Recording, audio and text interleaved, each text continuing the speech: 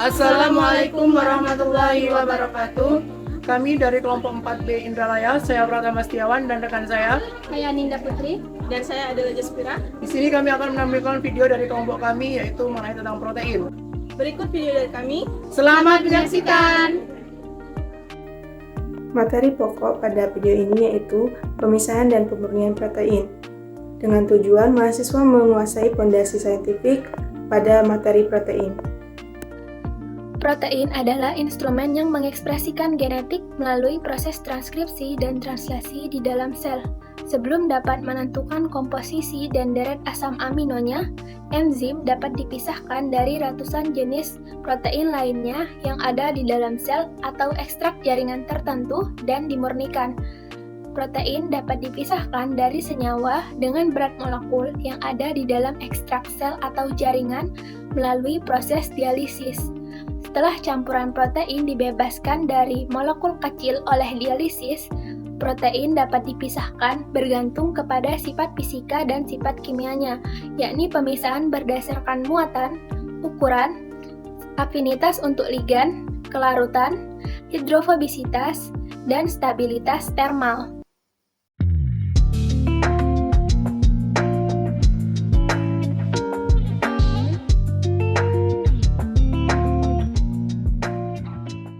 Berikut ini adalah sampel yang memiliki kandungan protein.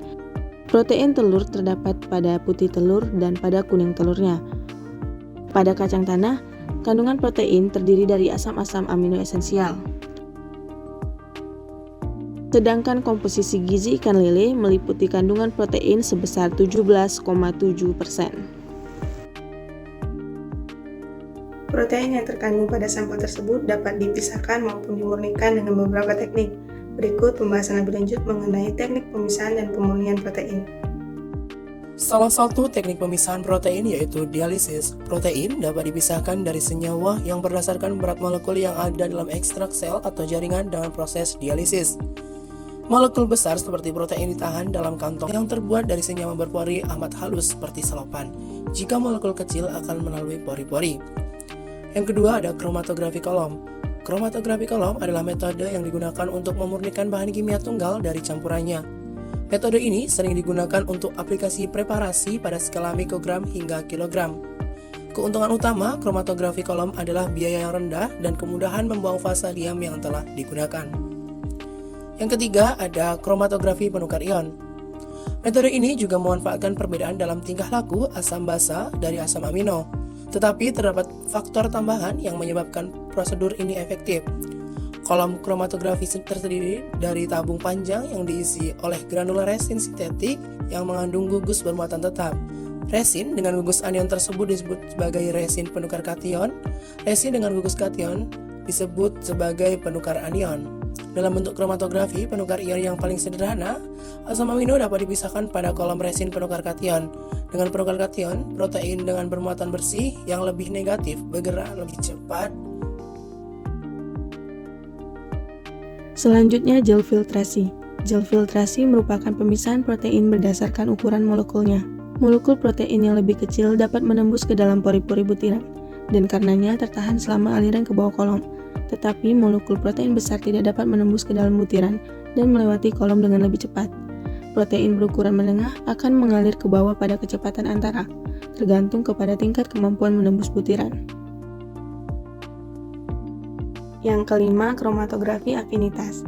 Kromatografi afinitas adalah metode pemisahan campuran protein berdasarkan interaksi spesifiknya, misalnya antara antigen dan antibodi, enzim dan substrat, atau reseptor dan ligan.